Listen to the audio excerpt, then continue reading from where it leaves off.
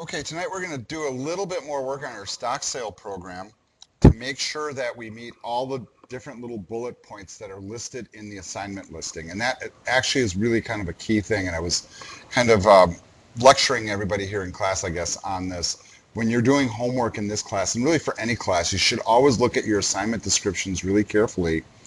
And what I like to do on a lot of mine, and I don't do it for all of them, but a good majority of them, is I'll create literally bullet lists like the ones that you see here. And as long as you can go in and you can cross off all those bullets as successfully accomplished and you turn in your work on time, there's no reason why you shouldn't get all your points. Now, I was kind of reviewing the list of stuff in this assignment because we did accomplish, I think, almost all of this last week and in one of the previous videos. But what I wanted to kind of reinforce is that before you go turning it in, and I'm hoping that you guys didn't turn it in yet, or maybe you did, okay, but guess what? You can still turn it in again. But I set up my Blackboard assignments so you can turn them in at least usually 3 or 4 or 5 times before you have to ask for another submission.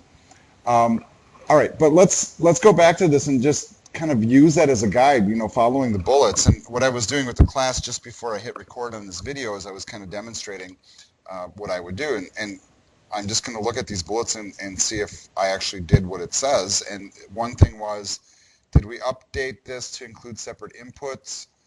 And we did that, remember? So we, instead of 2 input boxes, we stretched it to 4. We renamed everything, changed all our calculations carefully. It took a little bit of time to do, but we got all that done. We also switched to using a list box for output. That was accomplished successfully. The other thing that we did is we did create a tab order, and that was right near the end of what we were working on. Now, when I created it in that last video, I did it manually. And I went into each item's property for tab index, and then I was able to just basically hard code a number, and I kind of figured out what numbers they should be. But there is a graphical tool, and I kind of challenged you guys, and I'm going to bring up that question again in just a couple of minutes. That somewhere in the book, the author indicates a little bit more elegant way to do it. There's actually a graphical tool that is built into Visual Studio that allows you to bring up the tab index on the screen, puts little numbers on top of everything, and you just go in there and switch the numbers. And it's a lot faster and quicker than going into the properties individually. So that's just a good thing to know. All right, and then the other thing was, well, I got to this bullet, and then I realized, you know what? Wait, we didn't get that far. We didn't add hotkeys. So that's a new concept. So that's something that's required by the assignment, so we better do that.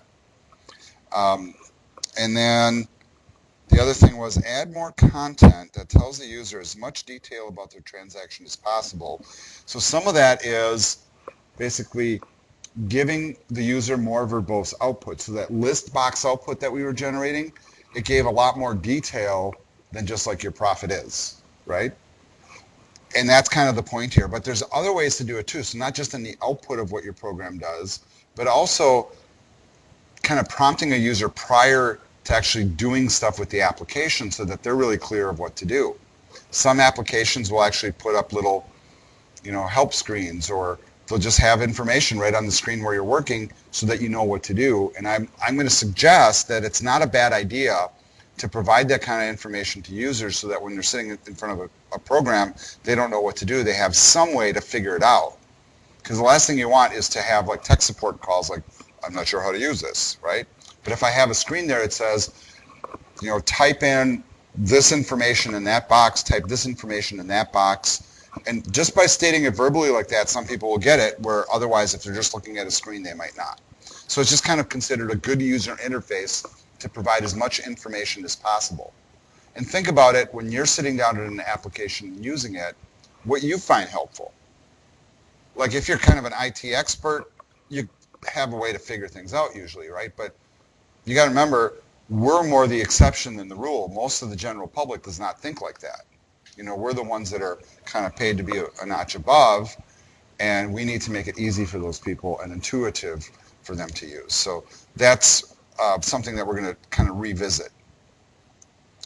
All right, so if you read through that, it says they want as much detail about their transaction as possible. what I recommend is that you restate all the information provided. So if they typed in, you bought 50 shares at $100, there's nothing wrong with outputting that back at the bottom, right? Because when they hit that calculate button, it shows them, hey, all right, the program got the right information. It's working. You know, it's kind of like a reassurance. And I say here, this is common with any online transaction. Things to include: shares bought and sold, price per share when buying or selling, total buy price, total sell price, commission amount and rate, and total profit. And I said here, you may find that you need to adjust your VB code to accomplish a task, but perhaps not. It all depends on how you put it together. What I might also recommend is that we actually create a little spot, maybe somewhere up at the top, that just has a little block of text that explains what the program does and why it exists. Doesn't have to be a lot, a sentence or two, and I'll show you how to do that. It's not too hard to do. All right, and then of course I have information here about how to do the screenshots and all that, but I think you guys are probably getting comfortable with that now. All right, so let's jump over to Visual Studio and open up our project. So hopefully you have it at the ready. Mine's popping up in my recent file list, so I'm going to be brave and just click that. Hopefully it'll find the right one. Now, of course, if you're sitting at a school machine here, that might not be the case. If you're working on some sort of external media like a flash drive or an external hard drive, or you got stuff in your Google Drive, you have to make accommodations for finding it. If you always use the same machine and you're always working on the same file system with the same version of the software, things will pop up in that recent list and it'll be fine to use that. Sometimes I have to be careful though when I'm working in these classes, because I'll do one version, I'll have multiple sections, and I do one version for one class and one version for a different class. But this is the only one I have running right now, so I'm pretty comfortable that this is okay. Now, oh my God, you know what? This isn't okay, is it? Kind of led myself down a blind alley. This is like the original version, right? Where's all that code I wrote? Oh yeah, now, see, this is like when people get into a panic, right? All right, I'm going to admit I'm not in a panic right now, and you guys might even start to guess when you start to learn my teaching style a little bit. Sometimes I do these things intentionally, sometimes not so intentionally. Today I actually was not so intentionally. I didn't really mean to do this. I was kind of pretty confident that I was going to come up with the right one, but it's not. Now, this does not mean that the work I did before is lost, okay? It's out there somewhere. I just got to figure out where it is. So first thing I'm going to do, I'm not going to save this or do anything with it. I'm just very simply, I'm going to close the solution. So I'm going to go to the File menu, and then, File menu, and then close the project here. Now I got to try to remember, where the heck did I put it, right? So from this interface, I'm going to go Open, and I'm going to be, wow, where am I opening this from? I'm not really sure. Well, this doesn't seem like the right menu, but this one down here, Open Project, that is really actually what I want. And then notice at the bottom there's also Recent Files. Be careful with that. That'll open an individual file, not a whole project. And we have a whole project that we're opening. So here I'm going now to the Projects and Solutions. And okay, well, obviously the one at the top of the list, it must be the one that I was working on last time. You see how I'm kind of like reasoning through in my mind here? Well, this is the one I just opened. That's why it's at the top of the list. So it's still not the right one. And I'm looking through that list there, and you know what? I'm not finding what I need. Now what do I do? I know. Panic. I know. I'm trying to lighten things up here, folks. All right. So I'm not finding what I'm looking for. But notice now I'm jumping up to my recent file list. And this is giving me a little bit more of a clue, because notice I have this stuff named Stock Sale Long Version. That sounds right, doesn't it? But if I open up any one of these, and I'm going to accidentally, not so accidentally, open up one of these to make a point where I'm just opening up the form, and you notice in Solution Explorer, it doesn't bring up the whole project, it just brings up the form, but that is the right code for it, right? Okay, I'm going to go ahead and close that. But now I know that I can go into my file menu here and use this to kind of help guide me. I had created a 2017 summer folder for the summer semester, and apparently I must have a folder called stock sale long version. So I'm going to go looking for it. And I can do it either directly from my file system, or I'm actually going to use the open project dialog within the program. And well, how do you like that? Just put me right in the right folder. But sure enough, I do have the long version. Now, you should question yourself, why isn't it coming up in the recent file list? Do you want to know why? Because the stuff that comes up in that list is the stuff that you go and you manually open, like I'm opening this. So once I open this through the program, it will show up on the recent project list. If I go directly to the file folder and open it by double-clicking the solution file or the VBPROJ file, it won't show up there. Is that kind of weird? It's not very intuitive because you're used to kind of like Microsoft Word where whatever you do, it just puts it on there. This works a little bit differently. So there's a little bit of an assumption when you're using a piece of software like this that you're kind of understanding these things. But I'm going to tell you, I think it's kind of quirky. I don't know why it wouldn't list there, honestly, but this is how this program works. And if you're aware of it, you won't fall into that trap. And then you won't think that, oh no, I lost all my work and I have to redo it. So don't get into that mode. Never go into the panic mode. I have a certain folder structure that I use. I always put all my stuff in my Google Drive, which runs resident on my machine. So it's a real folder. I always create a folder for the class, and I always create a folder for the semester that I'm in. And then if I label it well, I should be able to track it down. So file management can be pretty handy. With students, if you guys might take a different approach, you might actually decide that maybe you create a folder for every semester, and then a folder for each class, and then maybe a folder for, like, for me, I have unit folders, so maybe a folder for each unit. Whatever works for you. If you're working on your own machine, like I see some of you have, you know that Visual Studio also kind of by default puts stuff into this folder, which is the Documents folder, and then it'll create a Visual Studio folder with the version number attached, and then you go in there and under Projects, you should be able to find the stuff that you're working on. That's not where I'm storing mine though, but yours may have defaulted there, so just be aware. Okay, so once again, I'm going to go back in there. I'm going to find it, open project. There's my long version, right? That's the one I want. It would seem. So that's what I'm going to open. And then when I get there, in the root of the folder, I notice that I have an SLN file. That's the one that will actually open as the project. And notice either one of these two files contains pointers to all the project resources, and that's really all those files are. A solution file is simply a file that says, hey, for this project, this is all the resources. So I know where they all are. I'm like the index or the directory for the project. All right, so I'm just going to double click that, or click it and click open, same difference. And now you can see all the stuff that we originally created, and you can see our form, right? And what a piece of work it is, right? All right, so one thing that I wanted you guys to do was maybe provide a little bit more information to the user. So what I'm going to do is I'm actually going to make my screen or my form just a little bit bigger because I'm seeing that if I'm going to put more information on here, I'm kind of running out of space a little bit. So I'm just going to make it a little larger. And then I'm going to come in here in the box, and with my pointer, I'm going to click and drag, and I'm going to draw a box around all the form elements like this, and see how they all highlighted together, and then I can move them collectively.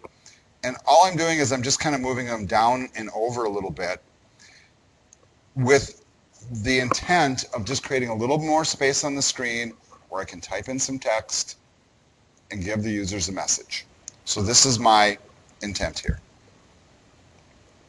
I am going to bring up my toolbox. Now my toolbox is appearing on the sidebar here, so it'll come up with just a click. I'm going to hit the little push pin so it stays in place. If you don't see the toolbox, remember you can always go to the View menu and click on Toolbox, or you can memorize that shortcut key, Control-Alt-X.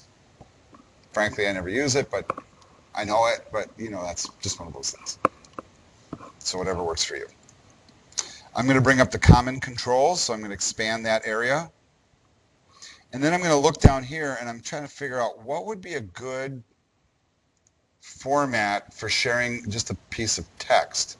So far we've been using a label, right? And you know what? I think a label is fine. Should we just keep using that? Or do you see anything else that might be appropriate?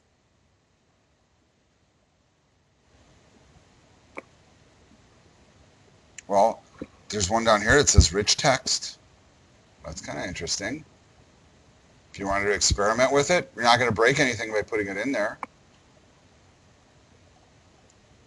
So you know what? I'm going to try that. But now I'm thinking, you know what? That looks like a box where something got to, type something into it. You know what? No, I don't want that. Then the user might think I can type something into it, right? So that might not be my best choice, at least not at this point. But I think a label will actually work just fine. So let's do that. Now, for the label text down here, I'm actually going to type in what I wanted to say. So I'm just going to type in, this program calculates the amount of profit earned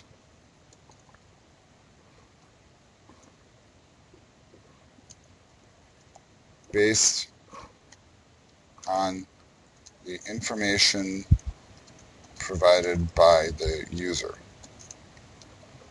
Enter the correct amount of, or maybe enter the correct values for each field or something like that. You know, so the wording here is really going to kind of be up to you. I mean, you can probably choose much better words than the ones I'm putting up here, but more verbose and more precise is always better.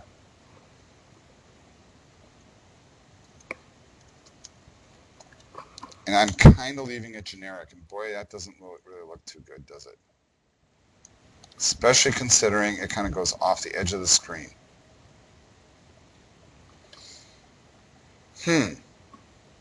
Maybe I'm going to go back to that rich text box. How about that?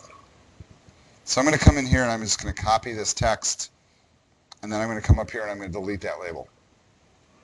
So you guys see my trial and error approach is actually, you know, not necessarily bad. Maybe this rich text box is the thing I want. And maybe if I drop my text in right here,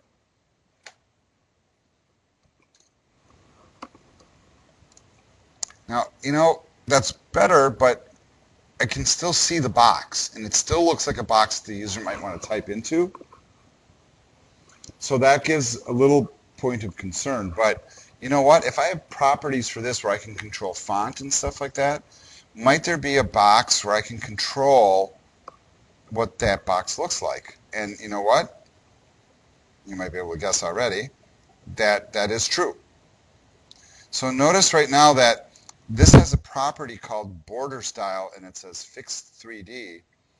I could actually switch the border style to none.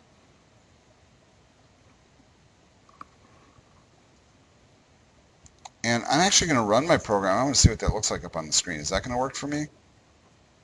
So I'm not trusting what I'm seeing there. Well, it still kind of has a white background. Do you think I could maybe control the background? You know what? You can. So all of these things are controllable, and that's kind of the point here. So right here, right above where I just was, back color, you know, what's the background color of the form? Well, it's some sort of a weird gray, right? And honestly, I'm not really sure. How would I find that out? I would actually go to the form. I'd click on the form itself, and I'd look at its back color, and it's using a back color called control. So if I go back to my rich text box and switch to that same one, so it must be in the same list, I'm guessing. There it is. And you know, maybe I'm thinking now too, is my font big enough? Maybe I can come up to like a 10 point.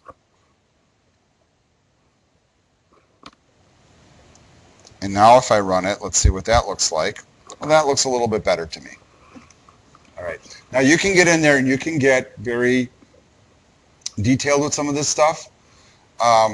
But my suggestion to you is the more information you provide for your user, both before they begin and after they're done, the better off they're going to be. Let's also put some numbers in. And this week I'm a big time stock trader. I'm going for 1,000 shares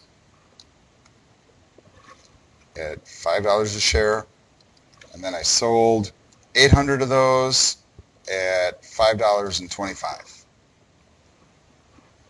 And then of course I'm going to hit the calculate button. And now you can see what I mean by that verbose output, where I reiterate all the information. Sure thing, they can actually see that they bought 1,000 shares at 5, but it's a reassuring thing, remember, for the user that the information they typed in is the information that's actually being received. So like if you go to a shopping cart and you click, I want 3 of those, you always double check to make sure, did it actually have 3? Right? I mean, you want to be sure of that. So that's kind of the point there. So I reiterate all the information. I show the results of the calculation. I show how much commission is being paid, the rate of commission, and the profit from the stock sold. We've tested our program over and over again in all the calculations. We know that that should be correct. So I think that we're pretty good. So that would complete basically another bullet, is that we have good verbose output. All right, let's talk about this hotkey thing, though. Now, this is kind of an interesting thing because I'm not sure if, especially younger users are aware of this. Like when we first had Windows programs, we were kind of migrating in from a world that went from command line to graphical interfaces, and there was kind of like this transition period where we had menu-driven interfaces. Then we could access our menus by basically hitting the Alt key. So you see I hit my Alt key and how all the hotkeys appeared up here. And in the old days, if you look at really old software, very often what you would see on the screen is maybe they would have like, okay, that's not what I meant to do. Let's say like this is the file menu, and what they would do is they would have, when you hit your Alt key, you would get an underline underneath the letter, right? And in fact, in some menu interfaces, and see, the Microsoft products have all changed now, but in some products that you still use, like I bet you if I brought up my Notepad++ right now, and I looked at the file menu, well, actually they don't have hotkeys declared either, but they show you the shortcut keys. So I'm kind of hard pressed in a Windows 10 world to show you this effect, but very often what you would see is menu items with underlines, and the underlines indicate that those are hotkey accessible items. So for example, when I was young and I would use Microsoft Word, even when we had a mouse, I was in the habit of, like, if I want to save something, I would type Alt, F, S. And you see, save. And a lot of those key combinations still work because there's all these legacy users like myself. But you know what? It also gives a person a way to navigate a screen when this thing breaks, the mouse. Because guess what? You guys use these like cordless mice, they run out of battery sometimes, or they stop working, or it's a really bad one, or whatever the case may be. You still have to give people a way to navigate without it. And here's a tip, folks. Microsoft Windows, this is true for the Mac OS too. You can completely operate the operating system and all the applications without using a pointing device. And that's kind of a mind blow for a lot of people. They just don't know that. That Alt key is pretty magic. The Control key is pretty magic. And in a properly designed program, when you hit the Alt key, the hotkeys should highlight. Okay, so now what does that mean for us as people learning how to create Visual Basic programs? What that means for us is that we can create hotkeys that will direct people to certain spots on the page. That's kind of interesting. Let's do a really easy one to start with. You know that exit button way at the bottom of the screen? Click on that. And then when you come over to the properties window, I'm going to collapse the font area here. And I'm looking in the wrong spot, of course.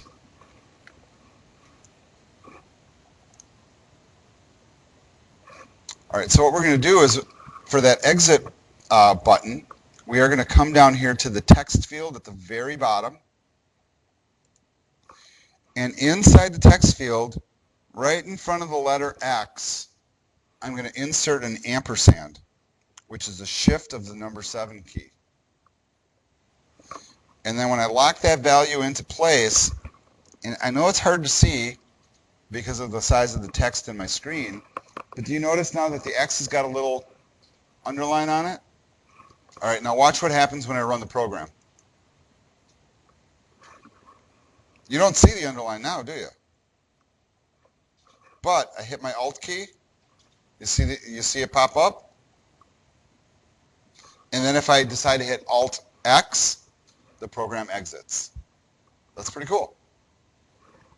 Now, if you're strategic about how you design stuff, you can apply those in a lot of different spots. Now, this is kind of an interesting thing too. But how about, can I put in a hotkey to go right to this text box? Believe it or not, you can. Even though this text box doesn't actually have a text property, I can actually add that hotkey to the thing that precedes it in the tab index. And if you remember, this one, it's got a tab index of 1. This has a tab index of 2. So if I apply a hotkey to this, and here's where you'd have to be real strategic here. Where would I put it? I would probably think number of shares. I'm thinking S for shares. So I would probably put it in front of the S. Oops. I'm going to put an ampersand right there. And I'm going to lock that into place. And now I'm going to run the program again. Watch the screen really carefully right here. I'm going to hit the Alt key. See the S underline? Now if I have my cursor here and I want to jump back up here, I should be able to go Alt S and it pops up. It tries to go here, but it can't. So where does it go? The next item in the tab index. So if you're strategic, you can get it to go where you want. So with that in mind, knowing that that's how it works, I can maybe, let's see, put a hotkey on the S, maybe a hotkey on the P for this one. Which P, I guess, I'm not sure. How about that one? I'm not sure which makes the most sense. Purchase price. All right, and then we get to kind of like these weird ones like shares sold and selling price. Because now, like, I already used certain letters, so I can't use the same letters again. See, like a little conundrum there. So I would have to be kind of strategic, and in this case, with this one I use S and P. Maybe for this one I'll use, I don't know, any suggestions? N for number, and maybe E for sell, something like that. And I know that those aren't like ideal ones. So sometimes like the way that you name things will have an impact on it. Yes, and you can put the ampersand right in the middle of a word. That's fine. So I'm going to save these. I'm going to run it again, and then I'm just going to hit my Alt key, and I'm going to watch the little underlines pop up. And then I'm just going to practice. I'm going to go Alt S, Alt P, Alt N, Alt E, and we know Alt X exits.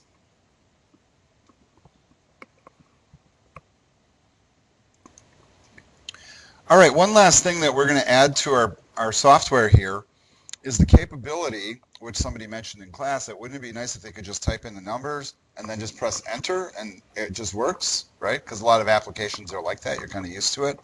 And there actually is a way to make that happen. One thing I guess I kind of ignored is that we could have put a hotkey on the calculate button too. In fact, let's do that. Let's just put a hotkey on the C. So if somebody wanted to do that, they could do it with a hotkey. C would calculate. But an enter key, that's done a little bit differently. And actually, that's actually what we call a form level event. So we would actually click on the form itself. So make sure the form is highlighted so that the little control handlebars are visible here on the edges. And then there's a special property related to that called the accept button.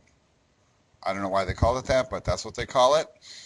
And what I'm going to do is I'm just going to hit the little drop down box here on the right. And you can see that I can set it so that every time enter is pressed, it triggers the button called calculate. All right, so let's demonstrate how that now works. Let's make sure we save everything. We hit that start button. And now I can type in 23, 45, 12, and let's try a negative number, 43, right? Maybe lose a little money on it. See how that? Yeah, sell it for less, we should be losing money. We haven't tried that one yet. Now, I'm going to press enter, but do you guys notice something on the screen that's different? Look at the calculate button. See how it's got a highlight around it?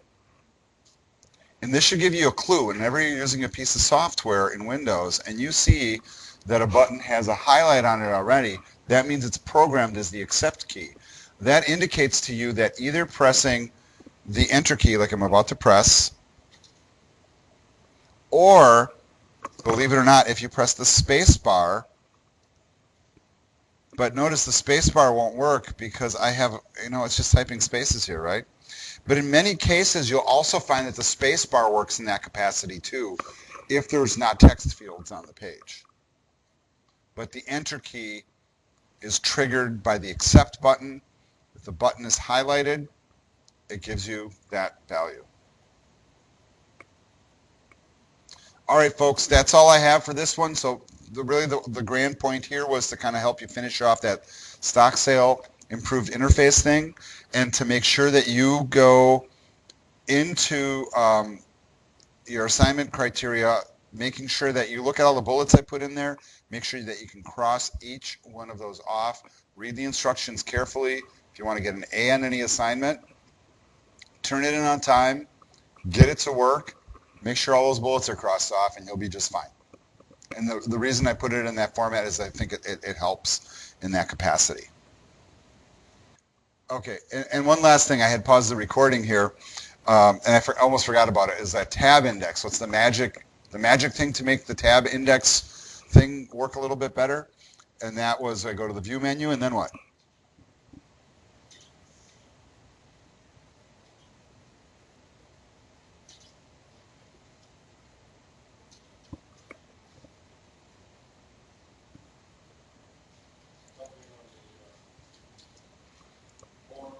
Yeah, I have to click on something on the form. That's part of it. So if I could, let's say, click on this box, that's correct.